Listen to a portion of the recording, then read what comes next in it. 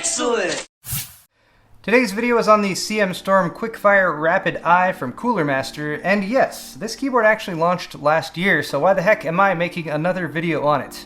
Well, Cooler Master has updated this version of their 10-keyless mechanical face smasher with genuine Cherry MX Red switches, none of those Kale imposters here, and I also have a broader perspective of this little board now that I've actually been using the Cherry MX Brown version of it for a good 9+ months now. Red, brown, and blue switches are all available in the Quickfire Rapid Eye, and my brown switch version has been my floater keyboard around my workspace here, which means it actually gets a lot of use, and it has reliably been there, being a keyboard, every time that I ask myself, where is a keyboard? I need a keyboard right now. It happens quite frequently. But apart from failing to spontaneously transmogrify itself into something other than what it is, what are the features that make this keyboard, in my humble opinion, good? Well, let's start with build quality, which I think every mechanical keyboard deserves. If you're investing in switches that are rated for 50 million keystrokes, it would be a shame to house it all in housing that fell apart after the first few times that you slammed your fist into it in frustration after losing to Kyle at face-off again. Just picking it up, though, it's substantial, and it actually gives me the impression that it could potentially stop a bullet if necessary, although that might void your warranty. Now, this is a 10-keyless board. The advantage for that is portability and bringing your mouse hand closer to the keyboard on the right side for better ergonomics. You do lose the number pad though, and just FYI. The keys themselves feel delicious, as Cherry MX Reds should, and the housing itself has a light, soft rubber finish around the edges that, after 9 months of regular usage on my MX Brown model, has not worn off or done that kind of nasty, sticky gummy thing that can happen with cheaper rubber coatings, so well done, Cooler Master, on that one. Included in the box is a keycap puller. I like that because this allows you to easily pull off the keycaps to swap them out, clean the board, or simply to admire the Cherry MX Red switches beneath. Also, there's a nicely braided 1.8 meter micro USB cable that's included. Now, the newer versions have this right angle plug, and that's to address the most frequently complained about drawback to this board in my experience, and that is that it uses a micro USB connector on the board side. To be fair, this plug is smaller and more delicate, and it can break if mishandled. Now, mine is still doing just fine, even with the original non-angled plug, and on the plus side, it does make that cable replaceable, and you could even get an extended cord for it if you wanted to. Just keep an eye on that connector and unplug the cable if you're stuffing it into a backpack or taking it on the go.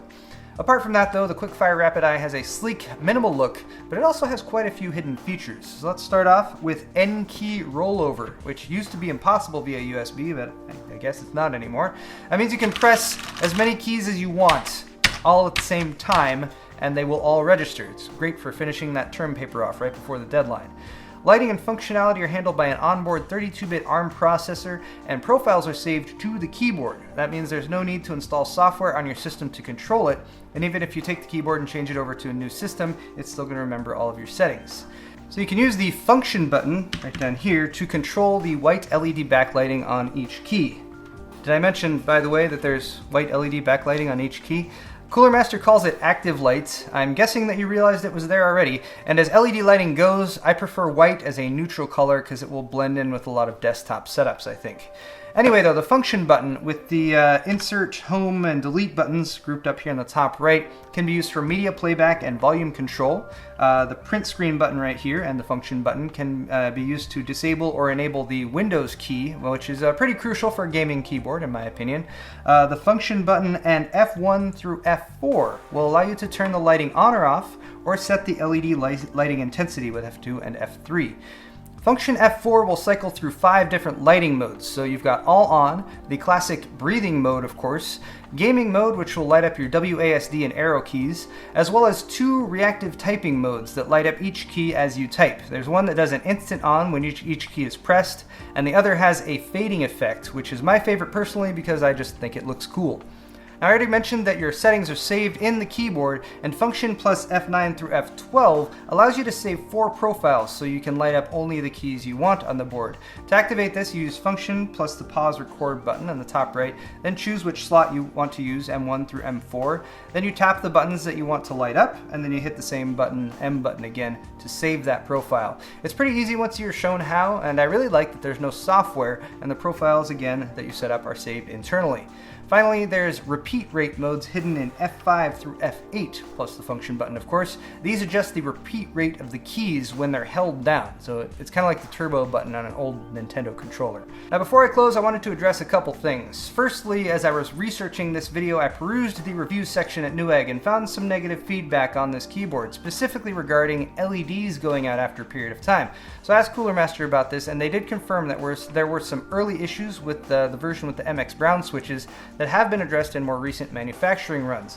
Now, I never had a problem with my MX Brown version here. All the LEDs still work, but that's anecdotal. Now, new keyboards should not have this problem, and if you do have an older board and you have a failed LED or any other problem, of course, you can get the board replaced, as it does come with a 2-year warranty. For service, you can go to the Fan Zone Service Center at account.coolermaster.com.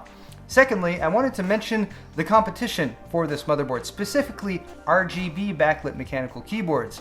I think the CMStorm Rapid Eye has just about all the features you could want in this type of keyboard, apart from RGB backlighting if that's your thing. But if you want RGB lights in a 10 keyless, you're limited to the Rosewell RGB 80 right now, which is considerably less expensive than this one, but it uses Kale switches instead of actual cherry switches. And then you have the Corsair K65 RGB. That is a Best Buy exclusive, and it relies on Corsair's robust but fairly complex software suite for lighting control. I think the Rapid Eye is distinct enough to stand on its own by comparison, but you're also looking at a significant upfront investment, as this keyboard is selling for about $130 to $150 as of the filming of this video. That's a premium price, but you also get a very well-built keyboard with a ton of actually usable features, and it should last a very long time. I want to know what you think though, so let me know in the comments if you're using a mechanical keyboard right now, if it's 10 keyless or full-sized, and if you have lighting, RGB or otherwise. Also, don't forget to hit the like button on this video, check the description for links to my t-shirt store as well as my Amazon affiliate code, and of course a link to this keyboard if you're interested, and as always, thanks for watching.